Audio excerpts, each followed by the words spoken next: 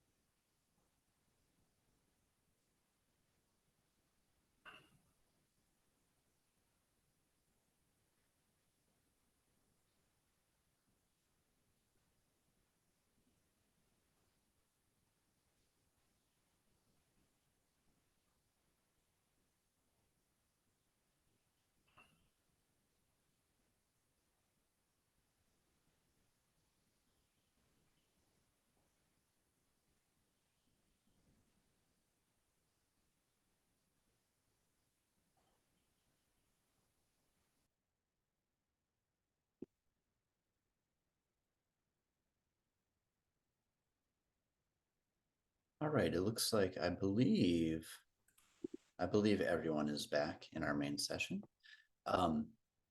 So Veronica, I'm gonna share the screen in a moment here.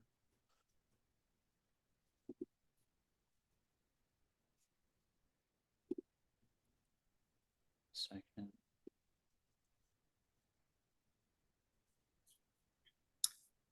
All right. So we started off with asking you all to share some things about yourself, introducing yourself, where you're from, what brought you here, as well as finding out any connections between the members of your respective groups. So this time we'd like to see who'd like to go first. Which group would like to go first? 1 through 6. Doesn't matter.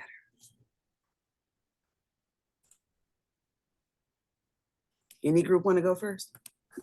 I don't want to volunteer, but we can just go ahead and do it and get it out the way. Group Go 6. for it.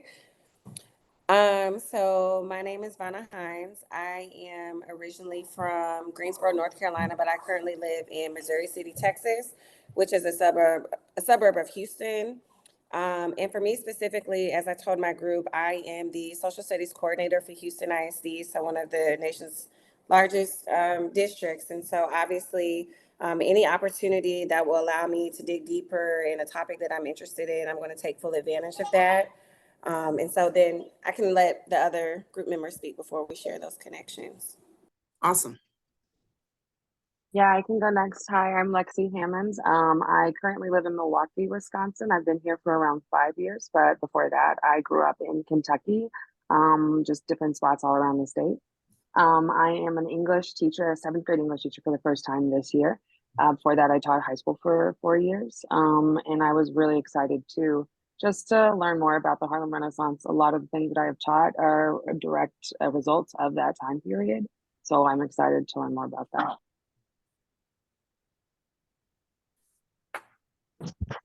Hi, my name is Leanne Ellis. I am a school library director for the New York City Public Schools, which is a central position. So I don't work in a school, but I support school librarians working in various schools in the city. And one of the frequent collaboration points is with social studies teachers, and the Harlem Renaissance is a big topic. I've always had a personal interest in it, so I was excited to see this available as a NEH grant opportunity. I think the connection between the three of us is that we're all K-12 educators and have a personal as well as a professional interest in this topic. Oh, and I'm sorry, I live in the Bronx. Thank you, group 6. Woo! Okay. All right, next group. Taking volunteers. Does group 1 want to go? We can go. No? Yeah, let's go. Cool. I'll go first. I am Sarah. I'm from Philadelphia and I currently live in Philadelphia. I teach 9th and 10th grade world history. And I teach in 9th grade about the European Renaissance, and I'm trying to make that a little bit more culturally relevant. And so I did a mini unit on the Harlem Renaissance this year, but I want to dive deeper into that next year. And so this seemed perfect. And I'll kick it to my other group members before we share connections. So Anissa, you go. So I'm from Louisville. I teach high school English and English to MLs for the last like 15 years, maybe 12, 15 years. And I'm here because I had an amazing experience with the Selma NEH Institute last year. And so I wanted to do another one. And yeah, I think that's it for me. Well, there's a lot more, but we don't That's have time. okay. We'll dive into that. We'll dive. Yes. Who else was in group 1? I'll go. I'm Hope. I live in Tucson, Arizona. I wanted to do this institute because I teach a book called Watsons Go to Birmingham, and we talk about the civil rights movement and all these really amazing things. But something that I really want to talk about more is the family lives in Michigan, and they like kind of barely touch on why they moved there from Alabama. And so that's something that I really want to talk about with the Great Migration and things like that. But yeah. Thank you, Hope. Hi, everyone. My name is Kamaria Simmons. I'm from Rochester, New York. So not anywhere near New York City. It's 6 hours away in western part of New York near Buffalo and Syracuse. Um, I am an elementary teacher here in the city of Rochester, but I've taught grades 3, 4, 5, 6, and 8. And what brings me here is just my personal interest with always incorporating Black history into our curriculum. So I have my personal interest in just learning more about it, really wanting to explore the sites besides just reading about it, make sure I share that with my students and gain other people's perspectives. Thank you, Kamaria. Thank you for having me. Thank you for coming. Okay, that was all for group 1, right? So now, do we share the connections oh between? yeah, them? what are your connections? That's right. My connection was I don't think we did everyone, but I definitely connected with Hope because I also start the school year off with the Watsons Go to Birmingham. And she and I were able to connect on that level. And I also gave her another book by the same author. I think it's a great author, Christopher Paul Curtis. And I know Sarah um, and Anissa mentioned about Vermont, and mentioned about Vermont, and Sarah mentioned about her connection to the University of Rochester here. But I'll let them take that. I was going to say, I think we all loved where Kamari is from. We've all had experiences there, driven through there, or have an admiration for the area, something like that. So I think that was one of the another connection. Yeah, and then we had 2 ELA teachers, an elementary teacher and a social studies teacher. So I guess the connection there is all teachers, but different types. Thank you. All right. We've had 2 volunteers. Next.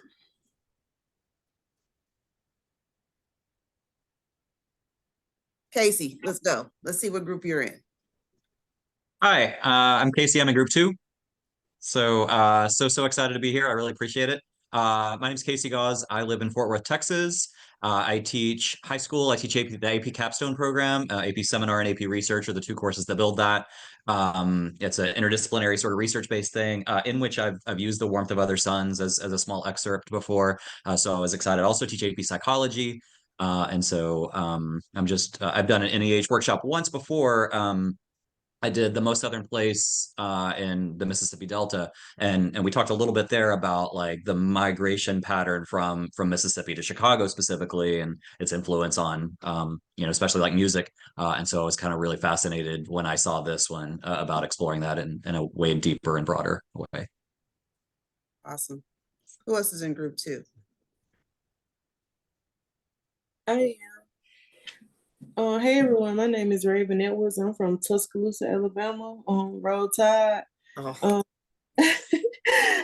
I am a seventh grade social study teacher. I teach civics for one semester and geography the other semester. All right.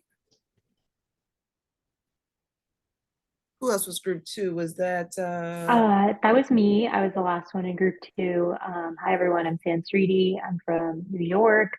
I think connection between all three of us, we all were talking about ways that this institute, we see it like having, very real applications for our teaching. And so that was cool. Thank you. All right. Group 3. I'll take it. Go for it. Hi, I'm Eric Brown. I currently live in Mobile, Alabama, but I'm was born in North Huntsville and then lived in Birmingham for a while. And then, actually just down the street from A&M. So lived in Birmingham for a while. Now I'm in Mobile, Alabama. So I teach theater, and this past year I started teaching African American literature. So I'll be going into my second year teaching African American literature at Baker High School. And then I also am an adjunct professor of theater at University of South Alabama. So I'm really excited about the class. Obviously, I think seeing some of the places from my childhood that I didn't get to really experience and explore that history. But also I'm a big Isabel Wilkerson fan. So really loved Cast. I have not read Warmth of Other Suns yet. But I also teach Zora Neale Hurston's Barracoon, just because here in Mobile, the Clotilda, discovery of Clotilda a couple years ago, it's been a really big local history, event happening here. So really excited to further explore Harlem Renaissance and, specifically Alabama to New York. So. Thank you, Eric. I can go next. Hey y'all, my name is Fiola. I use she, they pronouns.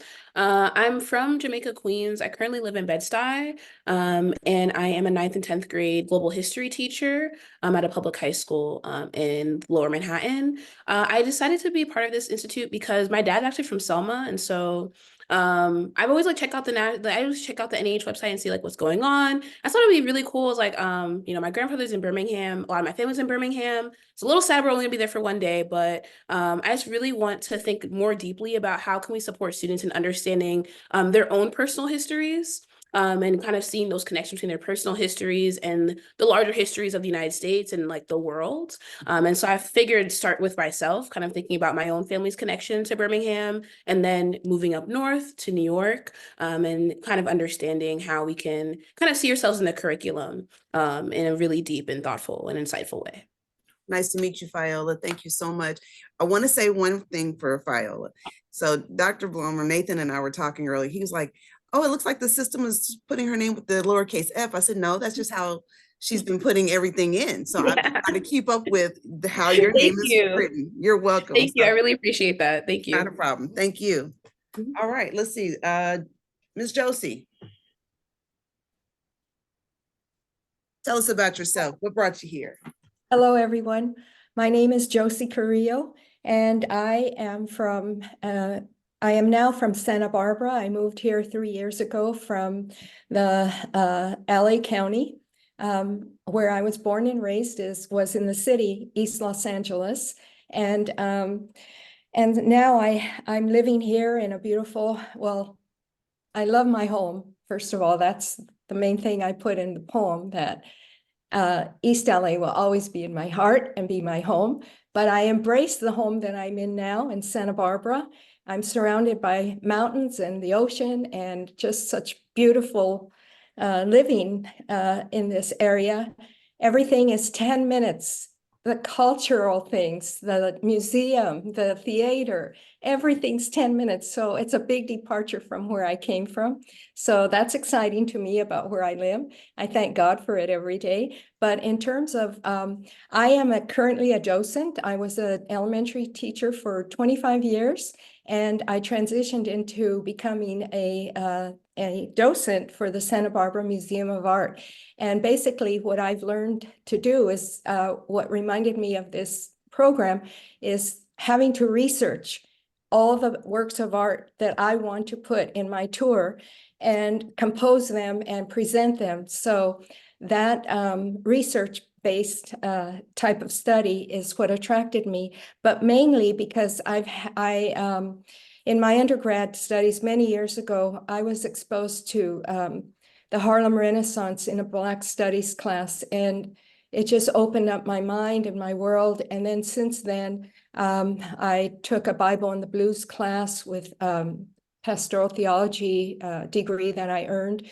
And the other thing is that 5 years ago, I was part of the NEH Gullah Voices, Traditions and Transformations. So I really want to concentrate on going deeper and having deeper knowledge of the migration, Great Migration, and the Harlem Renaissance. So thank you so much. I'm so pleased to be here. Thank you, Ms. Josie. We are happy to have you. Really excited for having you. All right, let's see. Next group, 4. Mira? Oh, well, sorry. And I'm just the last person from the last. Go for it. Go ahead, Rebecca. Go ahead. I'm sorry. Oh, no, it's okay. So like I was telling them, when I introduced myself, I am not really from anywhere per se. I'm a military brat. I was born in Jersey. I graduated from high school in South Korea. I went middle school in Japan. I lived in Alabama for 6 months when I was a kid. So I'm a combination of my experiences. That's what I tell people. But I do currently live in Houston, Texas. And kind of similar to the idea of identity, my mother is from Alabama. We call it the Deep South in my house because she explained to us where she's from, even though we hadn't lived there when we were living abroad. And so learning about one of the connections with my other group members is the fact that we have family from there, and that's connected to our identity. And that I also have family in New York that was actually part of the Great Migration. My grandfather was a sharecropper in Alabama. And so learning about my own history and America's larger history, I think is just very reflective of the untold stories. And so I was just very excited to see that there was an institute specifically speaking to multiple of my identities. And yeah, just some of the work that's been coming out with the EJI in Montgomery, like one of the connections with Mr. Brown and the Clotilda. I actually do freelance journalism work where that was one of my stories that I've been working on the past few years. So yeah, I'm just really excited that there's an educational and professional study into things that I've had a personal interest in already. Beautiful. And what connections do you all have?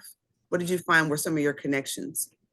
One of them with Mr. Brown, he's down in Mobile, and he talked about how the Clotilda was a big part of their history right now, and how it's kind of transforming that conversation about African-American literature and Black history and things like that.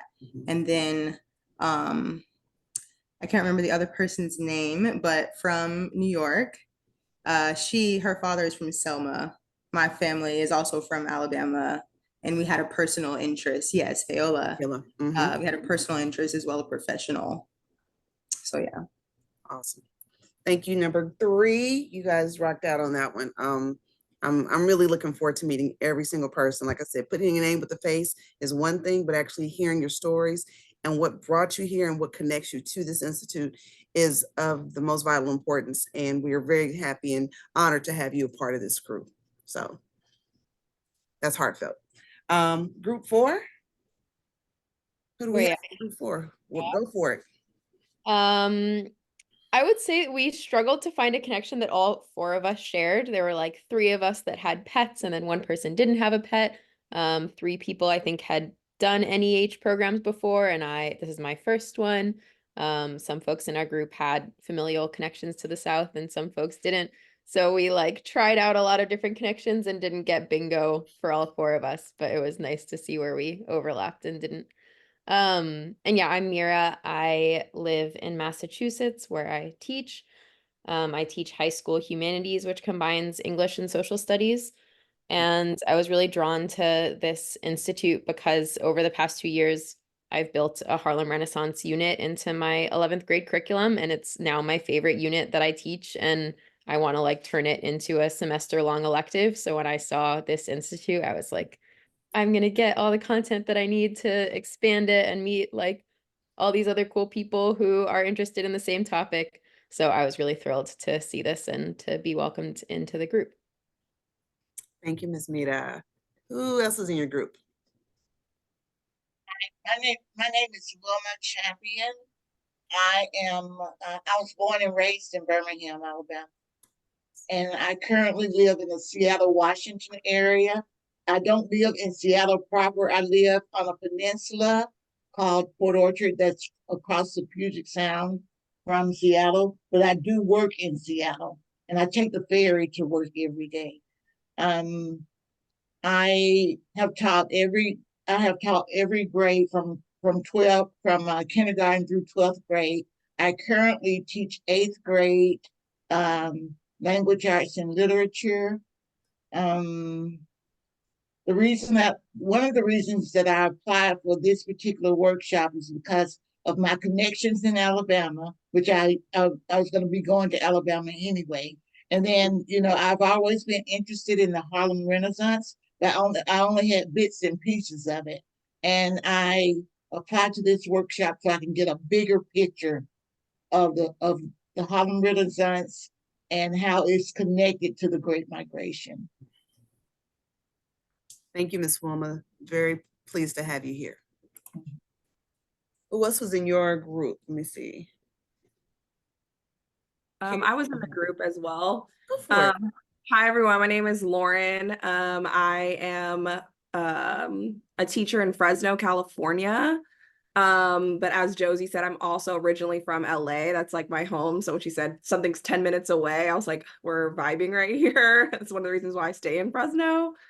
But originally from Los Angeles. I've lived in Fresno for quite a while now. I currently teach African American studies, ethnic studies, as well as Gov and Econ as well. Something that brought me to the Institute, there are a lot of connections, as people said. One of them is I piloted AP African American Studies this past year. And I quite quickly realized that there's so many resources and sources a part of the African American experience that I was unaware of, and people and places, particularly in relation to the Harlem Renaissance. So I'm really excited to explore more and offer more opportunities for my students to see more sources. I also am very, very, very excited to just be encompassed in HBCU. Being from the West Coast, there are no HBCUs out here. So I've only ever been able to see campuses rather than actually look at library records and all of that. So I'm very excited about that, and very honored to share that experience. And as several other people said, of course, personally, my family's legacy with being a part of the Great Migration, moving from the South to Los Angeles, for a better life for their grandchildren and children, is really just really profound to me. So I'm really excited to be in the space with you all. Thank you, Lauren. And let's see, Miss Lauren. No, I'm sorry, Katie, Miss Katie. Hi, I live in Richmond, Virginia. Currently, I grew up here. I've lived in a few other cities. I feel like I've grown up around these migrations my whole life, growing up in Richmond. And also my partner lives in New York, grew up in Manhattanville in Harlem. And his grandparents came from South Carolina, North Carolina, and a lot of people are coming back south too, by the way. That migration is going back south because New York is now too expensive. So people are coming back to Richmond. My stepfather's family went from Richmond to Queens and is now back in the South again, so I feel like that's always just been around me. The literature of the Harlem Renaissance was first introduced to me back in the 80s in community college. We were kind of I just remember the whole class, even though we grew up here, we were just we know a lot of those culture, that's always been around me. So I currently teach EL, English and social studies. I've taught 9 through 12 for some 20 years, bilingual education. This area is one of the largest Central American populations in the country, next to DC area. We're kind of just down and next to Los Angeles. And, it's a constant migration happening in the schools. People are kind of coming and going. We have a 60% dropout rate in that population, and then a new group comes back in, and we're just like this all the time. So trying to incorporate this, I think this literature is really important for them too. So I think it makes parallels, and it's part of global literature, you know, and so I think incorporating that into the curriculum is important. And also just for me, because I just think it's just, you know, I don't know. Anyway. Thank you for that. Thank you for sharing that. Let's see. And I think we just have the last group, which is group 5. So who wants to take it on for group 5? I'll start. Hi, everybody. I am Nikki Gilliam, and I currently live in Los Angeles. I've lived in Los Angeles longer than I've lived anyplace else. I'm originally from Pontiac, Michigan. And hey, and been here since 1995.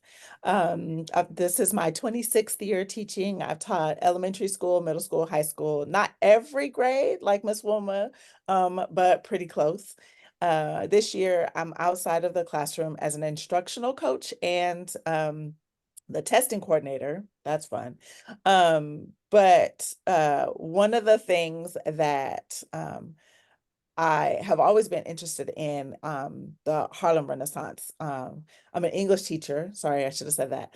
But on my living room wall is a poster of the writers of the Harlem Renaissance. And I've had that poster at least for 20 years. So that is like one of my favorite time periods. But just recently, this school year, I worked with a teacher and she was trying to teach The Great Gatsby.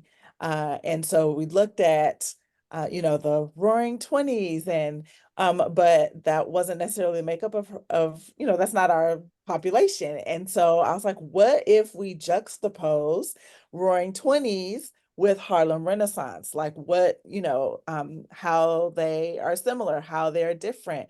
And so as we started doing the research, I was like, wait, they're talking about the Harlem Renaissance, they started with a Great Migration. And I think like my brain exploded. I was like, what? So I am absolutely excited to learn more and be a part of this institute.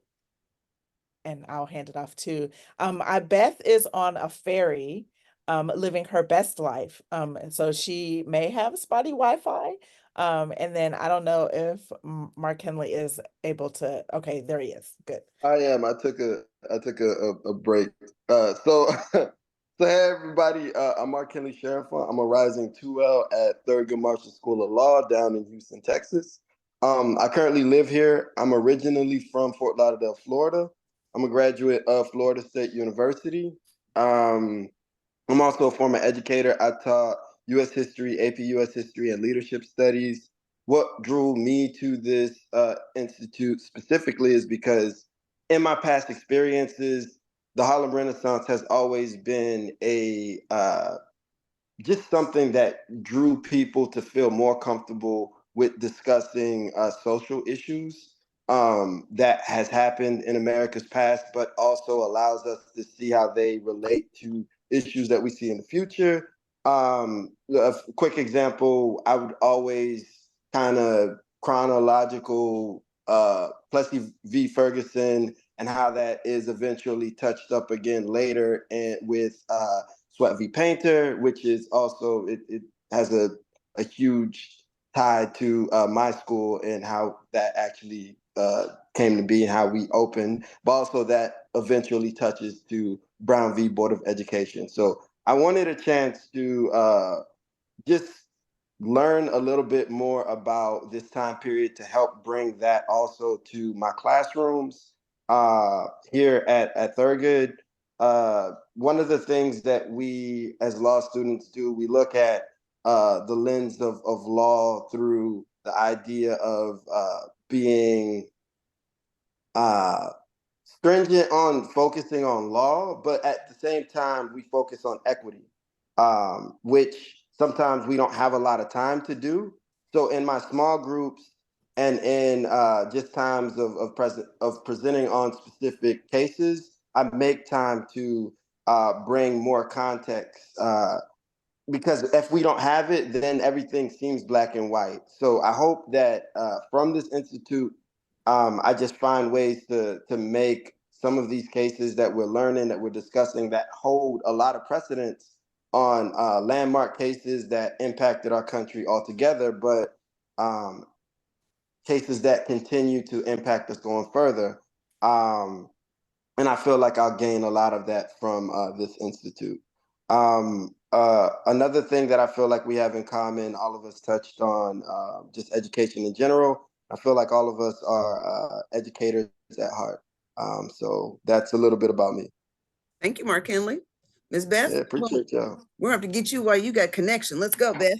Let's get Let's it. go. Let's go. Let's do that. Let's do it. I'm so sorry about that.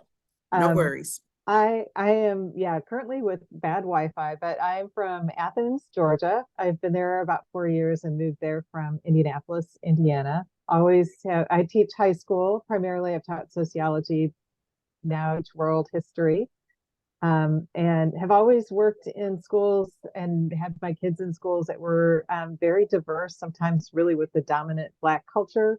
So these NEH seminars that kind of focus on that, to me, help me be a better teacher and find ways to connect the curriculum, which sometimes not sometimes, most of the time is kind of whitewashed, even from a world history standpoint, helps me bring more into it.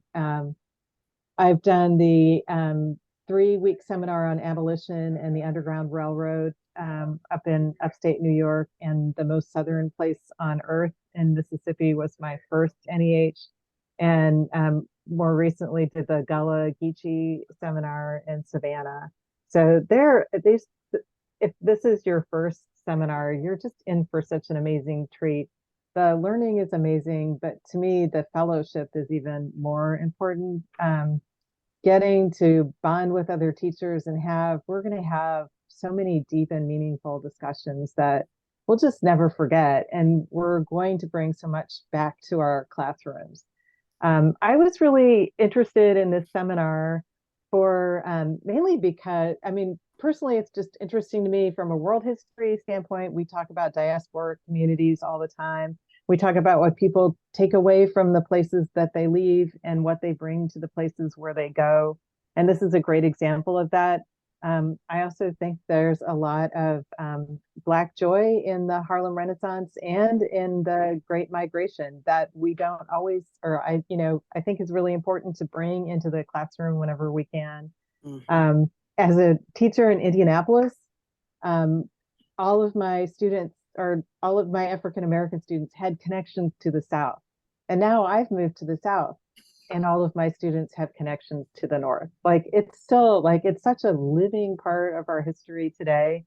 I'm super, super excited. I won't ramble too long because I'm afraid I'll get cut off again, literally, but I'm really looking forward to it. And I hope I can fix my janky Wi-Fi by this afternoon. Well, from one Hoosier to the next, hi! Yay! Hooray! Okay, I'm done. Okay. And is Lisa with us also? Ms. Harmon, Ms. Lisa? I don't think I saw her yet today. Okay. Well, she's one of the few that we are missing for today. But I really want to say thank you again. This has been so eye-opening just to see not just your connections to one another, but even individually how we connect to each of you in some way or other. With the roots in the South that move north and north-south, that connection is very obvious. And even from city to city, that is part of the Great Migration. So we know, if anything, that we are still connected and interconnected and will always be. But yeah, go blue, Nikki, go blue. So I'll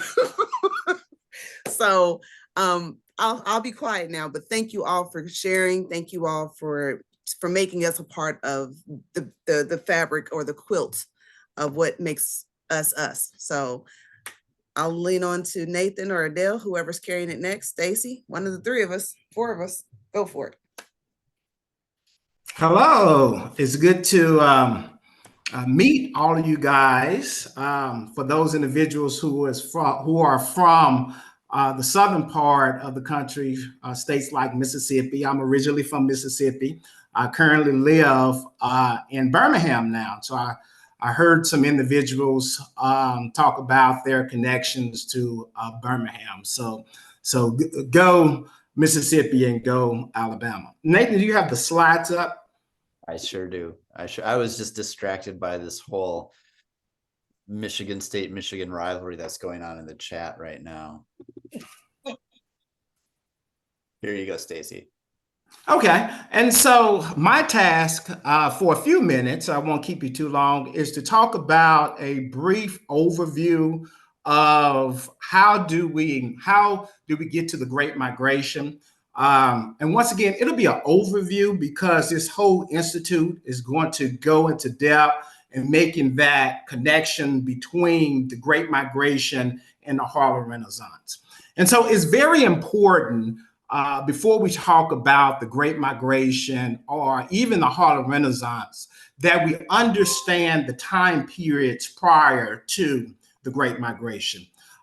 Those time periods such as the Nadir period, Reconstruction. I want to start with Reconstruction because the Reconstruction period is very important.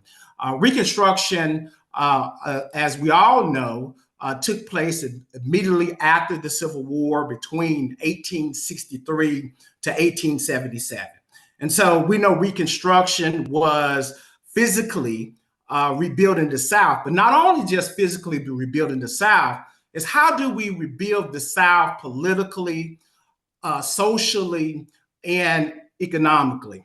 And so the charge from the radical Republicans and Andrew Johnson is that how do we enfranchise, or we want to enfranchise these newly freed men and women. And so during Reconstruction, many of African Americans, particularly African American males, enjoyed political enfranchisement. Many had the right to vote. Many not only voted, but they served in offices, various offices across the South. We see individuals like PBS Pinchback, who served first African American governor, who served in Louisiana. We see Harlem Revels, first African American senator, who served in the United States Senate. And a lot of these Southern legislators were held by, or the legislators were African Americans. And so truly African Americans not only enjoyed their political rights, but they also had the opportunity to buy land and serve on juries. And so we get to the Compromise of 1877. And so we know the Compromise of 1877 stemmed from the election of 1876. There was a backroom deal between Rutherford B. Hayes and the Democrats to, if Hayes removed the troops from the South, then they will support him for president. And so what were the troops doing in the South? They were protecting these African Americans in terms of to making sure that they had their right to vote.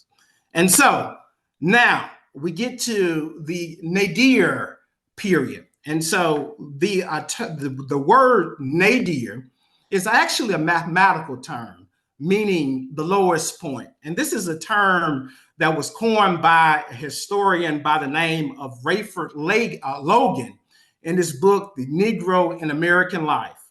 And he said that this period immediately after Reconstruction, roughly between 1877 to 1901, was the lowest point economically, politically, and socially for African Americans. It was widespread racial inequality.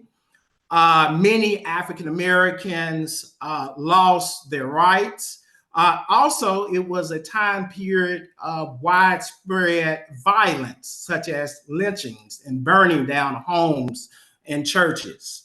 And so after we get to the Nadir period, we enter this period or era called Jim Crow. And so you're probably asking yourself, what is the difference between the Jim Crow period and the nadir period of race relations? Well, the Jim Crow era was the period where we see a lot of these state governments, these southern state governments, legalize segregation. And so we see things such as the grandfather clause. Blacks were excluded from juries. Blacks could not enter in certain places, public places, private places. And so now we have here socially, African Americans are suffering, not just socially through the Jim Crow era, but also they had limited opportunities, economic opportunities. Majority of African Americans who worked in the South, they did some type of agricultural labor. Many African Americans were sharecroppers, meaning that they will work the field, they will harvest the crop, they will take care of the crop, and at the end of the harvest, that they would get a percentage of the harvest, and the person who owned the land will receive the percentage of the harvest. And oftentimes this was unfair. And so if you were an African-American male, or you was an African-American lady back in the 1950s and 60s, and you was a sharecropper, and I asked my students to use your historical imagination. And so imagine if you was a sharecropper and you're facing living in a Jim Crow South, you are facing tough economic times. You're going to find a way to, how can I better myself? Where can I go?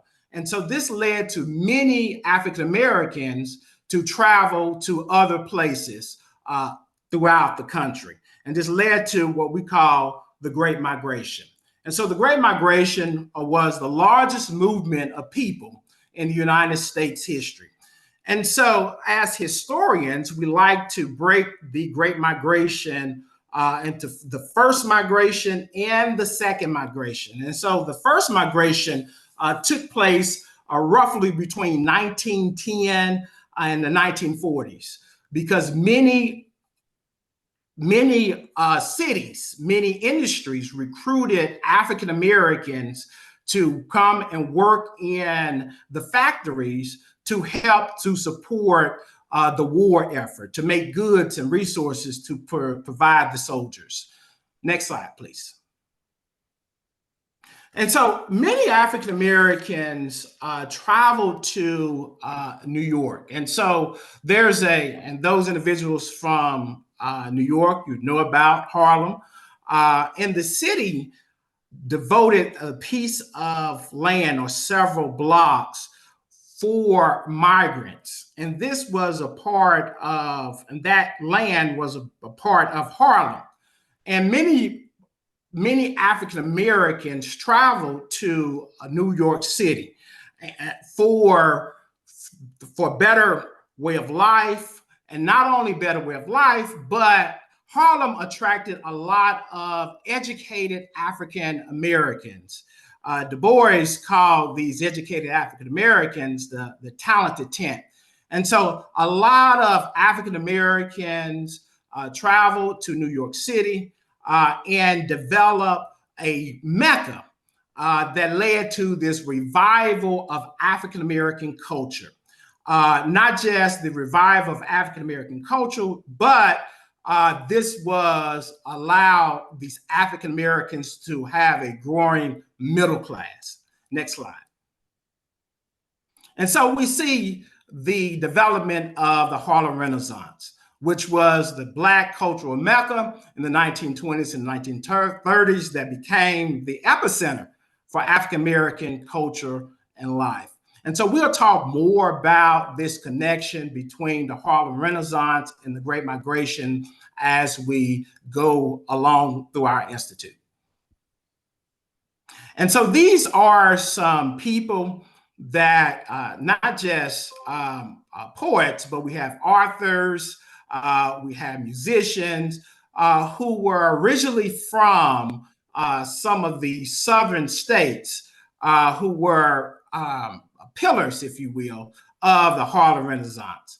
individuals like Langston Hughes, who was a famous poet and author, a singer like Bessie Smith, who was from Chattanooga, Tennessee, and Richard Wright, who's the author of the classic book Black Boy, who was from Mississippi. And so these are just a few individuals that we will be talking about in our institute. Next slide. And so do you all have any questions thus far about anything that we discussed? And for these questions, actually, we would like you to take a moment and actually generate some questions that you'll have about these topics. So let's give 5 minutes, and in your journal, which is assuming that you have a journal dedicated to this institute. And I don't know, Ms. Henderson, will we get an opportunity to get them journals from us? Yes, actually, we will be shipping and mailing to each of you the hard copy of Warmth of Other Suns, and that is compliments of the Institute. So we will provide that. We will also provide you with a journal from the State Black Archives, which is one of the spaces we'll be in for our sessions for days 1 and 2 here in Huntsville. And so those will be coming to you. The book should be in this week. I think it's Monday that should be in. So no later than Tuesday afternoon, we should have them packaged in the mail to you all. So you'll have a thing to write your notes in and jot down ideas.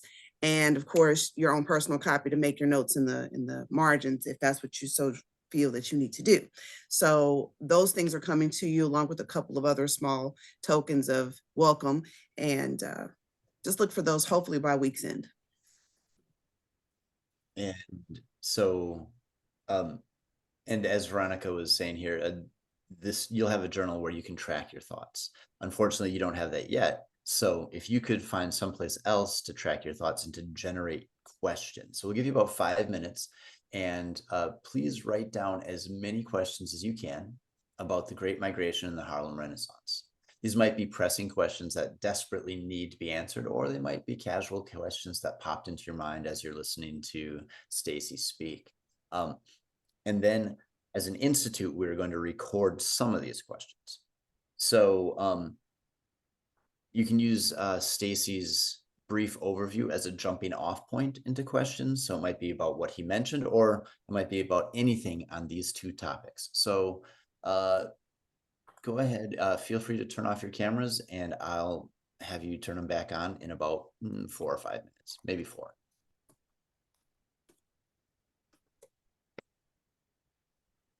And Dr. Carter, I think Miss Anissa wanted to know what city you're from in Mississippi.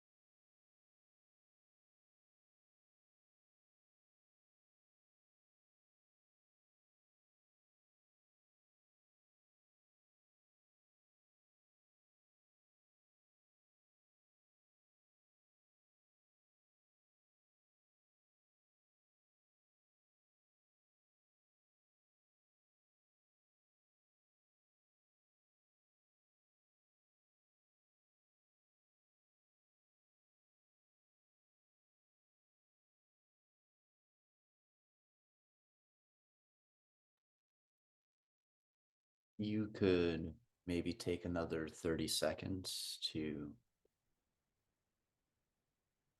come to a resting point in generating questions.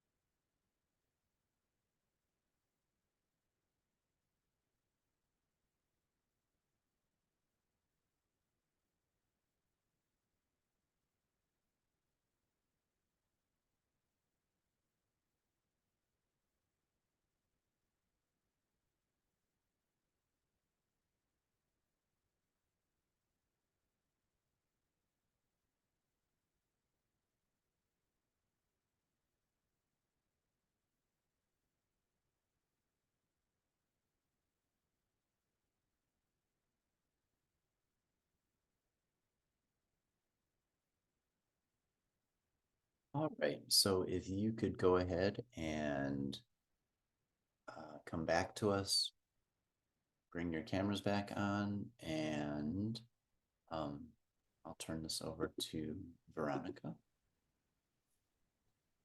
All right, so as we move forward with the questions that you've taken the time to write down, we will ask you to return to the breakout room in the same groups you were in before, and we'll show those details of who was in what group, and we'll open up those breakout rooms shortly. And then from your questions, we'd like for you to discuss and share the two that you find most interesting, obviously intriguing or inspiring, and then post them to our Padlet for later.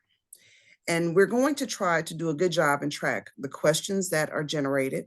These will help us guide the Institute and help our facilitators know that there's probably areas that they need to maybe target and expound on later. So here on the link on the page, and I think it's also in the chat, Adele has provided it in the chat, we're going to ask for you to select that link, drop your two questions, and we'll come back after about 10 minutes or so. And how much time? Probably a little bit less. 5, 6? Yeah.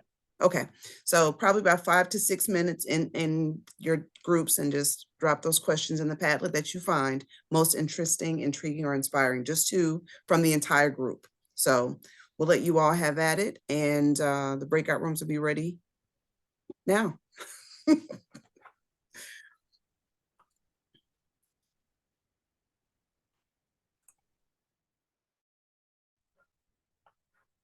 Hey, everyone.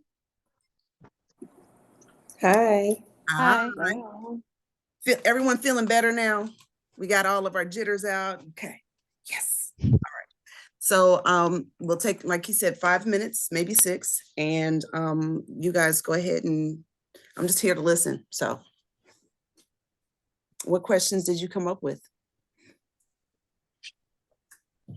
I can start. I was curious if there was certain common characteristics of families or individuals who left, as opposed to those who remained in the South. I was wondering if there was lots of letters as a primary source from individuals describing their experience to family members back home, and if so, like if they were collected or that type of thing.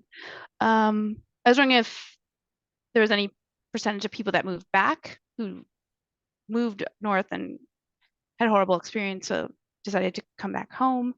And then what was the difference between the first and second migrations? What were the experience? How were the experiences different, like from 1910 to 1940 versus those who left in the 50s and 60s? Great questions. Great questions. Yeah, those were good. I can't come up with a question per se, but I had a thought. And my thoughts just surrounded around resistance, what that resistance looks like, because a lot of times when we think about resistance, especially from other African Americans, it's always rooted in Chicago. So I'm just interested in what that looks like in other places, especially if there was resistance to the migrants in Harlem itself. So my thoughts are just circulating around resistance.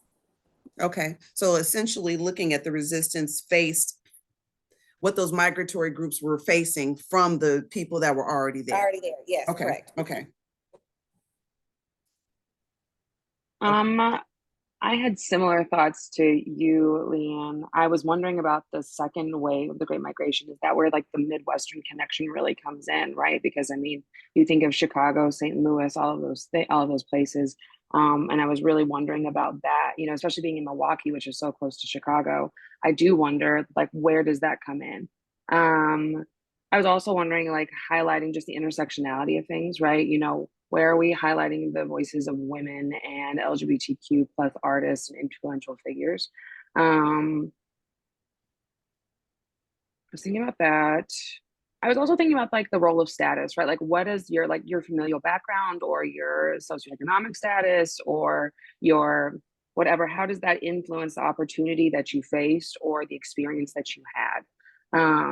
And then the last thing I was thinking about was thinking about Brown Girl Dreaming, knowing it's about Jacqueline Woodson's life and her growing up and being a child through the Great Migration.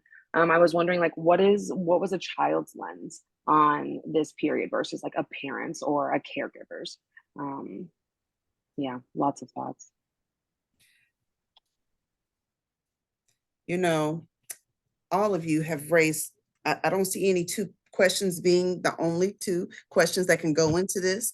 But I would like to say that I think using that phrase intersectionality, a lot of these things intersect. And we already know where the intersection is. That's the Great Migration. And then what contributions are made for the Harlem Renaissance to have been that Renaissance or that period in time. So I'll let you, I've written them down for the most part, but I'm gonna let you, you have to decide which two you want to post to the Padlet. I don't know why just two, but I'm just gonna leave you with it. But so common characteristics of the family who left and the ones who stayed, what percentage moved back, if there were any letters, some primary source documentation that reflects folks' impressions of, you know, their move to the new city, if that's correct, Leanne.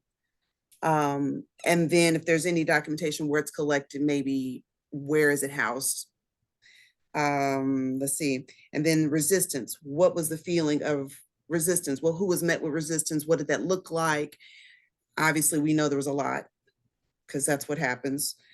Then, of course, the connections in the movement. So kind of going back to what are some of the common characteristics? Intersectionality, that is huge because, of course, more folks in the LGBT community were members of the Harlem Renaissance. So that's huge. But it's not maybe discussed or is put on the front line as what we've learned coming up in school, but we know that there were probably questions of someone's sexuality, they never married or they never had children or whatever comes as a result of that. And then what status that they had that influenced their migrant. Now, make sure I'm correct, Lexi. Are we looking at the status that folks maybe had coming north, like if that influenced their migration, or maybe can you go into depth with that one just a little bit more? Yeah, I mean, I think that's a good way to summarize it. I guess I'm curious about like any way you can interpret it. You know, what is their status beforehand, the status once they got there, specifically in terms of like you know your socioeconomic background, right? Like if you were somebody who was educated before you moved, what was your expectation and then lived experience once you were there, and just how did that determine what was available to you once you were there? Yeah. Okay. And then, of course, your other thought was, what were children thinking? What were their impressions of this huge move? Obviously, from something you've known your whole life, or those 5 or 10 years of childhood, and now all of a sudden you're on this train or this truck or this bus headed north or west or wherever you end up. What was that impression like for those children? Okay.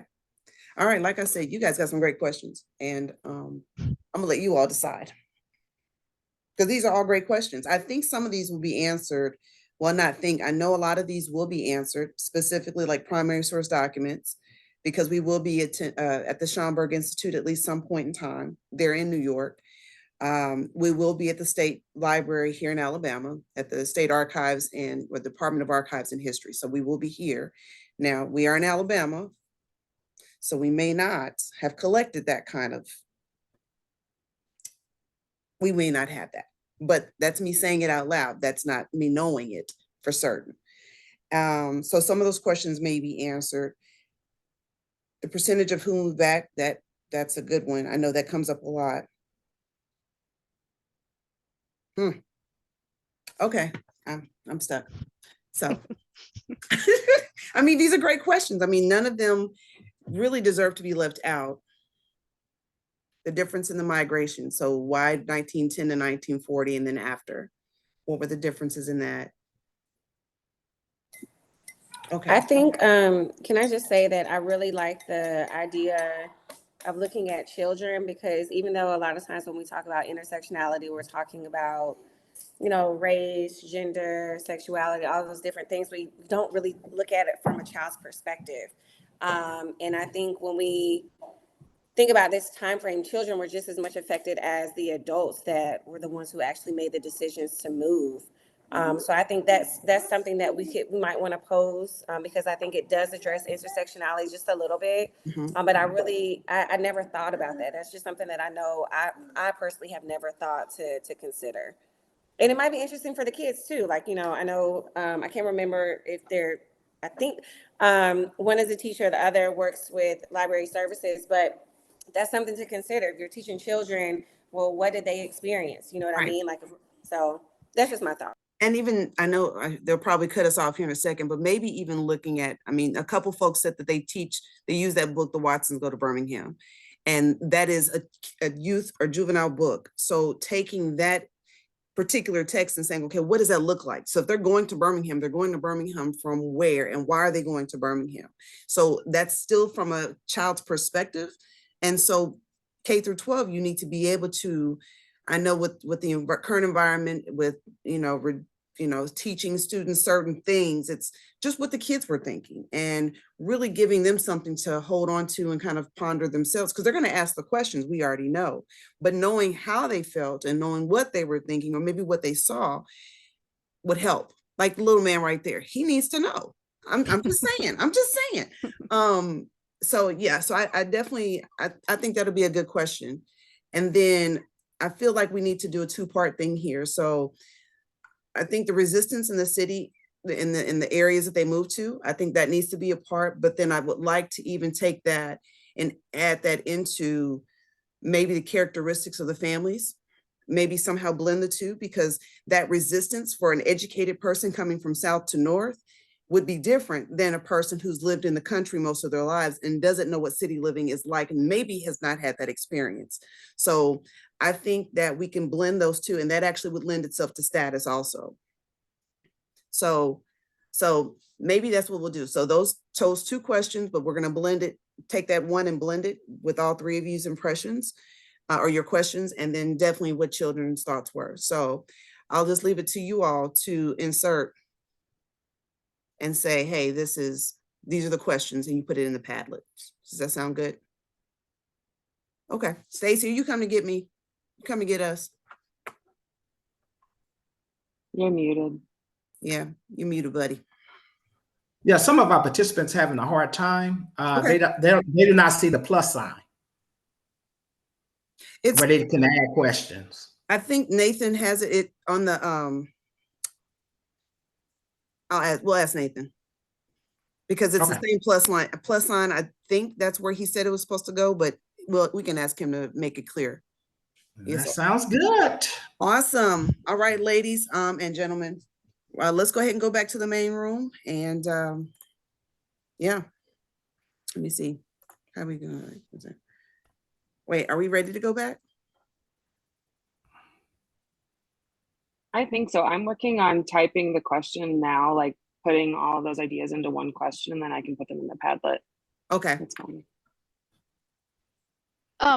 I think that's great that you mentioned students. We just did a review of research questions that students in New York did for their AP seminar. capstone projects, and they all were about teens in New York City. So they definitely have an interest in their age group. So I think that's really important. Love it. Love it, love it, love it. All right. So I think then, like, again, these are some really great questions, and hopefully we can get them answered for the Institute. And I know we'll revisit occasionally as we move forward, not just for this virtual piece, but just when we're here in the state for the face-to-face, and then New York, we should be able to get some answers for these questions, and we'll keep revisiting them. And if we have to revise as we go, maybe the thoughts have changed, maybe we can broaden it, maybe we can just narrow it down, but these are great questions. Great, great questions.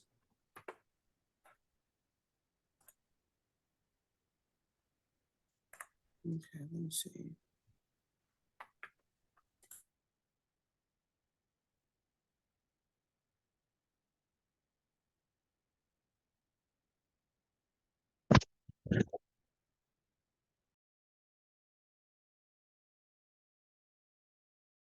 If you look at the question I just wrote in the chat, tell me if this sums up what we were thinking of all of those ideas.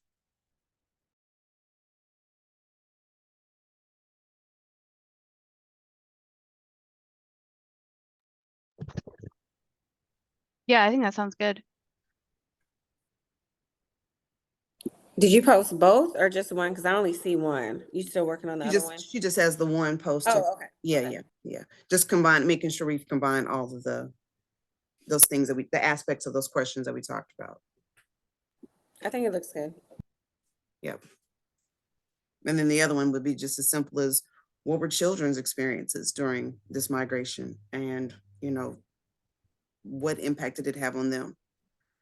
So solid. Okay.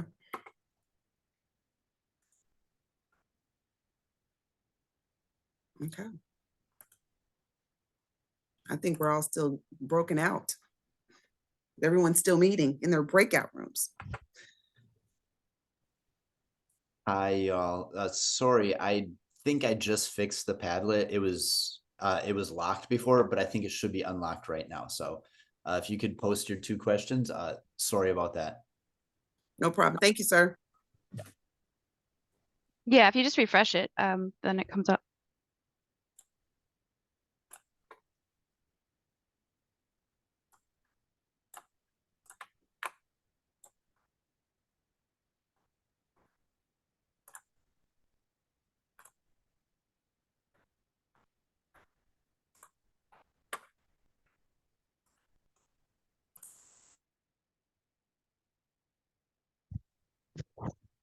All right, looks like the breakout rooms are closing in about a minute, so.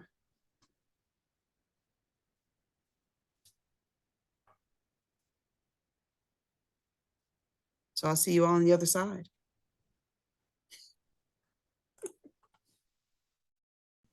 This meeting is being recorded. Yes, it is. All right, okay, using.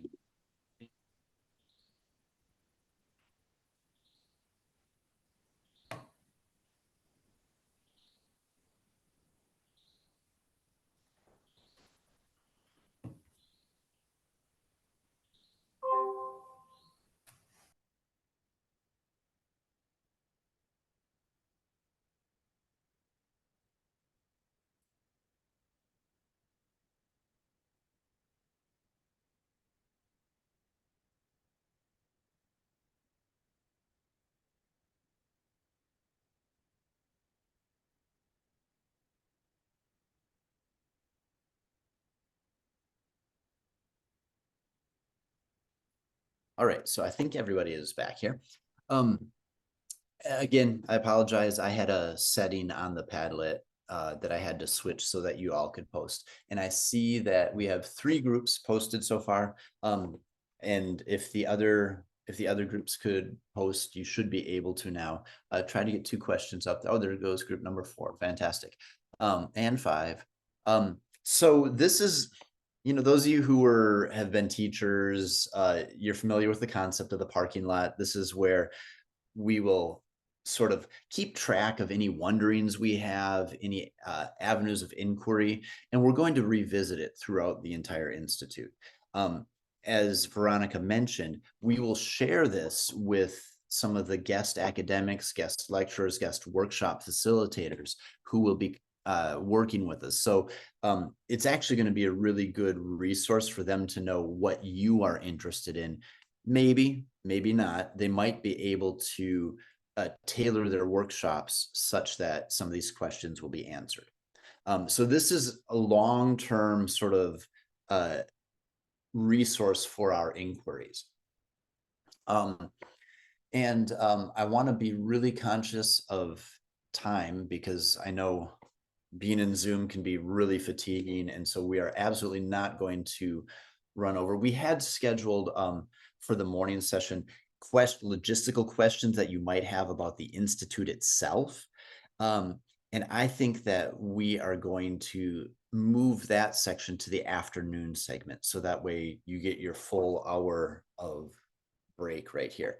And oh yes, if this is a growing and living document, this Padlet here. And so as questions start to arise that are really pressing, yeah, I put them up there. Don't feel constrained to that we limited you to 2. We just really wanted you to do some refining and communicating so that maybe there wasn't a lot of redundancy. All right. So knowing that we are going to move logistical questions to the afternoon session, I want to just sort of say, I don't know about you, but I don't know if I've ever had a 2-hour Zoom session go by so quickly for me. It normally Zoom sessions are a little bit fatiguing, but I'm really energized by the energy that you are all bringing to this. And I'm really excited about getting this institute off and running.